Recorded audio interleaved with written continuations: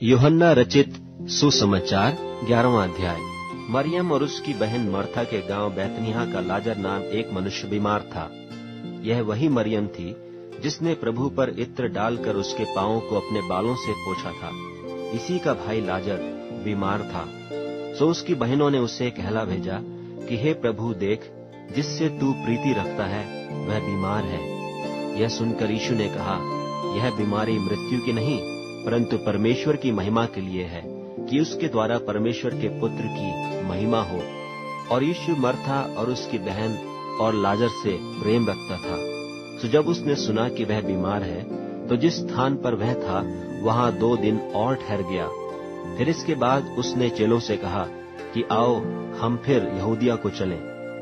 चेलों ने उससे कहा, हे रब्बी, अभी तो यहूदी तुझे पत्थरवाह करना चाहते थे, और क्या तू फिर भी वहीं जाता है? यीशु ने उत्तर दिया, क्या दिन के 12 घंटे नहीं होते? यदि कोई दिन को चले तो ठोकर नहीं खाता, क्योंकि इस जगत का उजाला देखता है। परंतु यदि कोई रात को चले तो ठोकर खाता है, क्योंकि उसमें प्रकाश नहीं। उसने ये बातें कहीं और इसके बाद उनसे कहने लगा कि हमारा मित्र लाजर सो गया है, परंतु मैं उसे जगाने जाता हूँ। तब चेलों ने उससे कहा, हे प्रभु, यदि वह सो गया है तो बच जाएगा। यीशु ने तो उसकी मृत्यु के विषय में कहा था, परंतु वे समझे कि उसने नींद से सो जाने के विषय में कहा। तब यीशु ने उनसे साफ कह दिया कि लाजर मर गया है, और मैं तुम्हारे कारण आनंदित हूँ कि मैं वहां न था, जिससे तुम विश्वास करो। परंतु अब आओ हम उसके पास चलें। तब थोमा ने, जो दिदुमुस कहलाता है, अपने साथ के चेलों से कहा, आओ हम भी उसके साथ मरने को चलें। सो यीशु को आकर यह मालूम हुआ कि उसे कब्र में रखे 4 दिन हो चुके हैं। बैतनिय्याह यरूशलेम के समीप कोई 2 मील की दूरी पर था, और बहुत से यहूदी मर्था और मरियम के पास उनके भाई के विषय में शांति देने के लिए आए थे। सो मर्था यीशु के आने का समाचार सुनकर उससे भेंट करने को गई, परंतु मरियम घर में बैठी रही। मर्था ने यीशु से कहा, हे प्रभु, यदि तू यहाँ होता तो मेरा भाई कदापि न मरता। और अब भी मैं जानती हूँ कि जो कुछ तू परमेश्वर से मांगेगा परमेश्वर तुझे देगा। यीशु ने उससे कहा, तेरा भाई जी उठेगा। मर्था ने उससे कहा, मैं जानती हूँ कि अंतिम दिन में पुनरुत्थान के समय वह जी उठेगा। यीशु ने उससे कहा, पुनरुत्थान और जीवन मैं ही हूँ। जो कोई मुझ पर विश्वास करता है वह यदि मर भी जाए तो भी जिएगा, और जो कोई जीवता है और मुझ पर विश्वास करता है वह अनंत काल तक न मरेगा। क्या तू इस बात पर विश्वास करती है?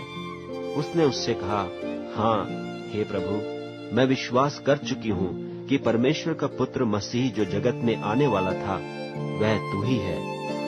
यह कहकर वह चली गई और अपनी बहन मरियम को चुपके से बुलाकर कहा, गुरु यहीं है और तुझे बुलाता है। वह सुनते ही तुरंत उठकर उसके पास आए। यीशु अभी गांव में नहीं पहुंचा था, परंतु उसी स्थान में था जहां मर्था ने उससे भेंट की थी। तब जो यहूदी उसके साथ घर में थे और उसे शांति दे रहे थे, यह देखकर कि मरियम तुरंत उठ के बाहर गई है, और यह समझकर कि वह कब्र पर रोने को जाती है, उसके पीछे हो लिए। जब मरियम वहां पहुंची जहां यीशु था, तो उसे देखते ही उसके पांवों पर गिर के कहा कि हे प्रभु, यदि तू यहाँ होता तो मेरा भाई न मरता।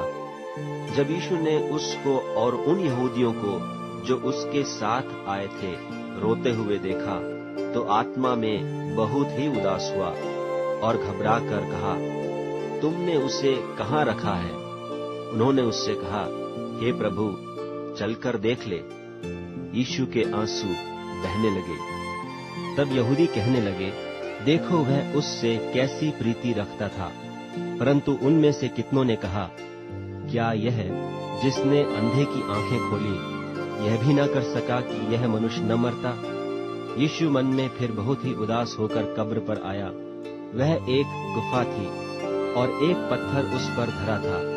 यीशु ने कहा, पत्थर को उठाओ। उस मरे हुए की बहन मर्था उससे कहने लगी, हे प्रभु, उसमें से अब तो दुर्गंध आती है, क्योंकि उसे मरे 4 दिन हो गए। यीशु ने उससे कहा, क्या मैंने तुझसे न कहा था कि यदि तू विश्वास करेगी तो परमेश्वर की महिमा को देखेगी? तब उन्होंने उस पत्थर को हटाया। फिर यीशु ने आंखें उठाकर कहा, हे पिता, मैं तेरा धन्यवाद करता हूँ कि तूने मेरी सुन ली है, और मैं जानता था कि तू सदा मेरी सुनता है, परंतु जो भीड़ आस पास खड़ी है उनके कारण मैंने यह कहा, जिससे कि वे विश्वास करें कि तूने मुझे भेजा है। यह कहकर उसने बड़े शब्द से पुकारा कि हे लाजर, निकल आ। जो मर गया था वह कफन से हाथ पांव बंधे हुए निकल आया, और उसका मुंह अंगोछे से लिपटा हुआ था। यीशु ने उनसे कहा, उसे खोलकर जाने दो। तब जो यहूदी मरियम के पास आए थे और उसका यह काम देखा था, उनमें से बहुतों ने उस पर विश्वास किया, परंतु उनमें से कितनों ने फरीसियों के पास जाकर यीशु के कामों का समाचार दिया। इस पर महायाजकों और फरीसियों ने मुख्य सभा के लोगों को इकट्ठा करके कहा, हम करते क्या हैं? यह मनुष्य तो बहुत चिन्ह दिखाता है।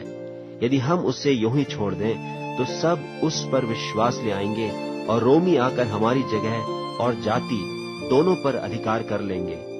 तब उनमें से कायफा नाम एक व्यक्ति ने, जो उस वर्ष का महायाजक था, उनसे कहा, तुम कुछ नहीं जानते और न यह सोचते हो कि तुम्हारे लिए यह भला है कि हमारे लोगों के लिए एक मनुष्य मरे, और न यह कि सारी जाति नाश हो। यह बात उसने अपनी ओर से न कही, परंतु उस वर्ष का महायाजक होकर भविष्यवाणी की कि यीशु उस जाति के लिए मरेगा, और न केवल उस जाति के लिए, वरन इसलिए भी कि परमेश्वर की तितर बितर संतानों को एक कर दे। सो उसी दिन से वे उसके मार डालने की सम्मति करने लगे। इसलिए यीशु उस समय से यहूदियों में प्रकट होकर न फिरा, परंतु वहां से जंगल के निकट के देश में इफ्राइम नाम एक नगर को चला गया, और अपने चेलों के साथ वहीं रहने लगा। और यहूदियों का फसह निकट था, और बहुतेरे लोग फसह से पहले देहात से यरूशलेम को गए कि अपने आप को शुद्ध करें। सो वे यीशु को ढूंढने और मंदिर में खड़े होकर आपस में कहने लगे, तुम क्या समझते हो? क्या वह पर्व में नहीं आएगा? और महायाजकों और फरीसियों ने भी आज्ञा दे रखी थी कि यदि कोई यह जाने कि यीशु कहाँ है तो बताएं कि उसे पकड़ लें।